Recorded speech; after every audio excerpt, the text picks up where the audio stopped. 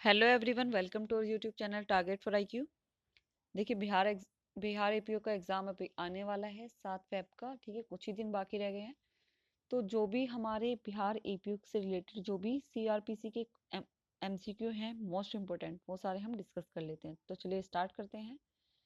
Question number 1 है कि section 357 ए के अंतर्गत पुनर्वास प्रतिकर हेतु आवेदन पीड़ित या उसके आश्रित कब कर सकते हैं? तो कब करेंगे? तो भाई जब या तो अपराधी क्या हो गया हो, क्या हुआ होगा, या तो अभियुक्त दोष मुक्त हो गया हो, है ना, या फिर जहां अपराधी की शिनाख्त नहीं की जाती है लेकिन पीड़ित की क्या कर ली गई है, शिनाख्त कर ली गई है ना। तो वहां पर क्या किया जाएगा, जो पीड़ित है उसे पुनर्वास प्रतिकर देंगे और उसके लिए क्या करेगा, पीड़ित आवेदन कर सकता है, पीड़ित या उसके जो आश्रित होंगे वो सभी। देखिए एक्सप्लेनेशन भी दिया हुआ है कि जब अभियुक्त दोष मुक्त या उन्मोचित हो जाता है और पीड़ित व्यक्ति को पुनर्वासित किया जाना है तब न्यायालय प्रतिकर के लिए संस्तुति कर सकता है। क्लियर।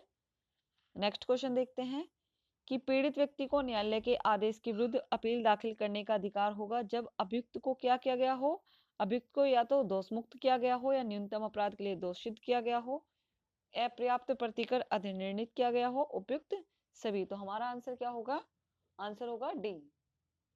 ओके। नेक्स्ट क्वेश्चन है कि सेक्शन 357 ए के अंतर्गत पीड़ित के पुनर्वास हेतु प्रतिकर की संस्तुति किसके द्वारा की जाती है? तो भाई प्रतिकर किसको चाहिए, देखिए ऑब्वियसली विक्टिम को चाहिए ना, है ना। तो कह रहा है कि विक्टिम को तो चाहिए, लेकिन जो सेक्शन 357 ए है उसके अंदर का जो पीड़ित का पुनर्वास मिलेगा उसके लिए प्रतिकर की संस्तुति करेगा कौन, है ना, मोस्ट इंपोर्टेंट है। तो यहाँ पर जो सेक्शन 357 है उसका जो सबसेक्शन 1 दिया हुआ है वहां पर साफ साफ लिखा हुआ है कि भाई जब कोई न्यायालय जुर्माने का दंडादेश देता है तो वो कोई ऐसा दंडादेश भी जिसके अंतर्गत की मृत्यु दंडादेश भी है ना, ऐसा कोई दंडादेश देता है तो जिसका भाग जुर्माना भी हो, तब वो क्या कर सकता है, वो निर्णय डिसीजन देते समय न्यायालय को ये भी आदेश दे सकता, न्यायालय ये भी आदेश दे सकता है कि वसूल किए गए सब जुर्माने या उसके किसी भाग का उपायोजन किस में करेंगे आप यहाँ पर अभियोजन में उचित रूप से उपगत हुए व्यय में भी देंगे, है ना, या किसी भी प्रकार से जो खर्चा हुआ है उसमें देंगे। तो कौन करेगा, तो कौन ऑर्डर देगा, तो ये देगा भाई न्यायालय। क्लियर है। नेक्स्ट है कि सर्वप्रथम किस मामले में उच्चतम न्यायालय ने निर्धारित किया कि असमन्वय अपराधों में समन नहीं हो सकता, कि भाई जो क्या है, जो समन्वय नहीं है, असमन्वय है, तो उन अपराधों में बिल्कुल भी समन नहीं हो सकता, शमन नहीं हो सकते हैं, वो कंपाउंडेबल नहीं हो सकते, कंपाउंड नहीं किए जा सकते। लेकिन समझौते के कारकों पर विचरण करते हुए न्यायालय दंड को कम या उतना कर सकता है जितना कि वो क्या, कौन एक्यूज्ड पर्सन भुगत चुका है। तो ये किसमें कहा गया था, ये कहा गया था रामपूजन वर्सेस उत्तर प्रदेश राज्य में। नेक्स्ट है कि नार्को एनालिसिस टेक्निक पर आधारित साक्ष्य पर उच्चतम न्यायालय का महत्वपूर्ण वाद कौन सा है? ये केस सभी को पता होगा कि सेल्वी वर्सेस अन्य बनाम कर्नाटक राज्य का केस है। ये एविडेंस एक्ट का भी मोस्ट इंपोर्टेंट केस है और सीआरपीसी का भी।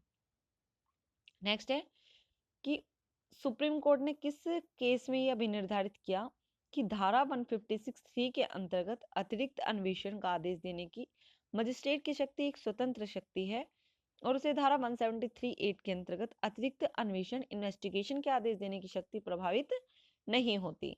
यदि पुलिस अंतिम रिपोर्ट पेश करती है तो पुलिस पुनः अन्वेषण का आदेश दे सकता है ना।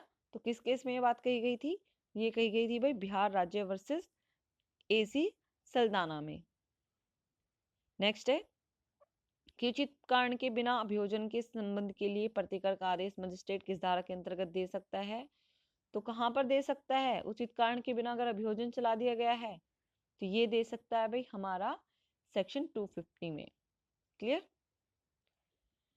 नेक्स्ट है कि सही सुमेलित युग्म नहीं है, इनमें से कौन सा सही सुमेलित नहीं है? तो अभियुक्त की परीक्षा बिल्कुल ठीक है, 313 में ही होती है। अगर साक्ष्य देगा तो 315 में आवेदन कर सकता है और वहां दिया जा सकता है दंड के प्रश्न पर सुने जाने की जो बात की जाती है, कहाँ पर की जाती है कि भाई जब दंड दोगे, है ना, तो दंड से पहले, दंड देने से पहले आपको दंड के बारे में सुनवाई करनी होगी, है ना।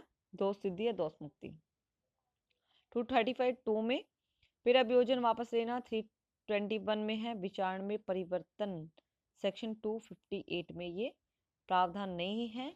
कौन सा सेक्शन है कि समन मामलों को वारंट मामलों में चेंज करने के बारे में जो प्रावधान किया गया है, कौन से सेक्शन में किया गया है, ये किया गया है भाई सेक्शन 259 में।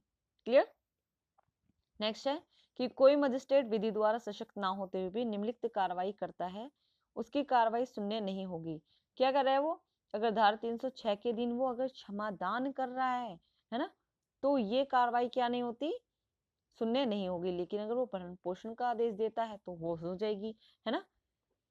अब भरण पोषण का आदेश क्योंकि सॉरी कि फर्स्ट क्लास जुडिशियल मजिस्ट्रेट दे सकता है, साफ साफ लिखा हुआ है सेक्शन 125 में, है ना। फिर कह रहा है कि किसी अपराधी का विचारण करना है, सदाचार के लिए प्रतिभूति की मांग करना, ये सब कार्रवाई अगर करते हैं तो वो क्या हो जाएंगी, शून्य हो जाएंगी। क्लियर है। अब सबसे बड़ी बात कि कौन से सेक्शन में ये बात कही गई है, तो भाई ये जो बात कही गई है, ये बात कही गई है सेक्शन 460 में। 460 क्या बात कहता है कि वे अनियमितताएं बताता है, वो सारे इरेगुलेशन बताता है जो कि कार्रवाई को दूषित नहीं करती। क्लियर है। और सेक्शन 461 बताता है कि जो कि कार्रवाई को दूषित करती हैं, है ना। तो यहाँ पे 460 वाली बात की गई है। नेक्स्ट है कि अभियुक्त गूंगा और बहरा है और उसे कार्रवाई नहीं समझाई जा सकती, वहां उच्च न्यायालय से भिन्न न्यायालय क्या करेगा, मामले की परिस्थितियों की रिपोर्ट के साथ उच्च न्यायालय को रिपोर्ट को भेज देगा। क्लियर। आंसर हमारा ए होगा। नेक्स्ट है कि समुचित सरकार धारा 433 के अंतर्गत आजीवन कारावास के दंडादेश का लघुकरण कर सकती है। अगर आजीवन कारावास है और उसका लघुकरण करना है तो आप कितने साल में कर सकते हो, तो भाई 14 वर्ष से अनधिक कारावास है जुर्माने के रूप में कर सकती है। नेक्स्ट है कि साक्षी की परीक्षा करते समय उसके भाव भंगी के बारे में टिप्पणियां मजिस्ट्रेट अभिलिखित करेगा। मोस्ट इंपोर्टेंट है सेक्शन 280 और बार बार पूछा जाने वाला क्वेश्चन है। नेक्स्ट है कि दंड प्रक्रिया संहिता के अंतर्गत न्यायालय को अतिरिक्त जांच करने की शक्ति किस धारा के अंतर्गत प्राप्त है, तो कौन सा सेक्शन है जिसमें कि अतिरिक्त जांच करने की शक्ति प्रदान की गई है, तो भाई देखिए सेक्शन 398 बिल्कुल है वहां पर, है ना।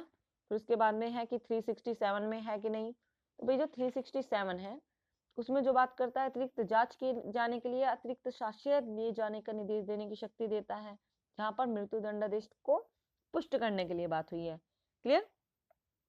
398 वाले में कहा जब वो पुनरीक्षण कर रहा हो, है ना, क्या कर रहा है, रिवीजन कर रहा है हाई कोर्ट, इसकी बात कर रहा है हाई कोर्ट या सेशन न्यायालय।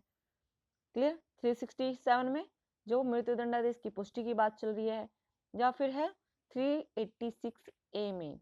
क्लियर है। और 386 मतलब अपील न्यायालय की शक्तियों के बारे में बात कर रहा है। तो उपयुक्त सभी में क्या है, अतिरिक्त जांच करने की शक्ति होंगी। कह रहे कि जुर्माने से दंड अपराध में संज्ञान लेने की परिसीमा काल कितना है, तो परिसीमा काल की परिभाषा कहाँ दी गई है, 467 में दी गई है। क्लियर है। उसके बाद में कहता है 468 में कि कोई भी प्रोसीडिंग जब अगर कार्रवाई का समय खत्म हो गया तो उसके पश्चात संज्ञान का वर्जन नहीं लिया जाएगा, कॉग्निजेंस नहीं लिया जाएगा। तो यहाँ पर बता दिया कि अगर जुर्माना खाली जुर्माने से दंडनीय अपराध है तो 6 महीने में आप तो कॉग्निजेंस दिलाना होगा कोर्ट को। क्लियर है। नेक्स्ट है कि कै द्वारा खे को स्वेच्छापत्ति कारित की जाती है। खे मजिस्ट्रेट के समक्ष परिवाद दाखिल करता है, लेकिन मजिस्ट्रेट 1 वर्ष बाद अपराध का संज्ञान लेता है, क्या कार्रवाई चलाने योग्य है या फिर नहीं। ठीक है जी। क्लियर। तो यहाँ पर क्या होगा कि यहाँ पर कार्रवाई चलाने योग्य नहीं है। ओके। नेक्स्ट है कि यदि कोई मजिस्ट्रेट सशक्त ना होते हुए भी किसी अपराधी का संक्षिप्त विचारण कर देता है तो उसकी कार्रवाई क्या हो जाएगी, शून्य हो जाएगी, क्योंकि समरी ट्रायल करने का जो अथॉरिटी दी गई है वो कुछ ही जजेस को दी गई है। क्लियर है। नेक्स्ट है कि निम्नलिखित में से किस मामले में अभियोजन को गवाह का झूठा साक्ष्य देने पर अभियोजित किया गया था, तो ये भी मोस्ट इंपोर्टेंट केस है। और कहाँ का केस है भाई, एविडेंस एक्ट का केस है, जाहिर से सभी ने सुना होगा। नेक्स्ट है कि जमानती मामलों में जमानत के प्रयोजनों के निर्धन व्यक्ति जहां वह जमानत देने में असमर्थ है, जहां कोई व्यक्ति गिरफ्तारी की तिथि से 1 सप्ताह के भीतर जमानत देने में असमर्थ है, उपयुक्त ए और बी दोनों। यहाँ किसकी बात कर रहा है कि जमानती जब मामले हैं वह जमानत के प्रयोजन के लिए जो इंडिजेंट पर्सन माना जाएगा कि भाई वो तो अपनी जमानत दे ही नहीं सकता, वो निर्धन है, तो कौन होगा वो? कि भाई जहां पर क्या हुआ कि भाई वो बेलेबल ऑफेंस है, लेकिन क्या हो रहा है कि वो 1 हफ्ते तक, 1 सप्ताह तक भी अपनी जमानत देने में असमर्थ है, तो उसे माना जाएगा कि वो इंडिजेंट पर्सन है। नेक्स्ट है विचाराधीन कैदी कितनी अवधि तक निरुद्ध रखा जा सकता है? तो कितने तक रखा जा सकता है विचाराधीन अगर कैदी होगा? तो जितने के लिए उसने अपना, जितने का क्या किया है, अपराध किया है ना, अपराध किया कितने साल का, कि 7 साल के तक पनिशमेंट मिल सकती है, लेकिन है ना, लेकिन क्या हुआ कि आधे से ज्यादा की अवधि तो उसने बिता दी पहले ही हवालात में, तो क्या करेंगे, उसे छोड़ने का, उसकी जमानत का उसे अधिकार मिल जाता है, ठीक है, उसे छोड़ सकते हैं। करे कि विचाराधीन कैदी कितनी अवधि तक निरुद्ध रखा जा सकता है? कि मृत्युदंड से दंडनीय अपराध में फांसी ना दिए जाने पर न्यूनतम 14 वर्ष, उस अपराध के लिए विहित अवधि तक, अपराध के लिए बंधित कारावास की अधिकतम अवधि तक, ठीक है। कितनी अवधि तक निरुद्ध रखा जा सकता है ये बात की गई है, तो उपयुक्त सभी यहाँ पर आंसर डी होगा। नेक्स्ट है कि बंद पत्र समर्पित होने पर प्रतिभू दंडनीय होगा।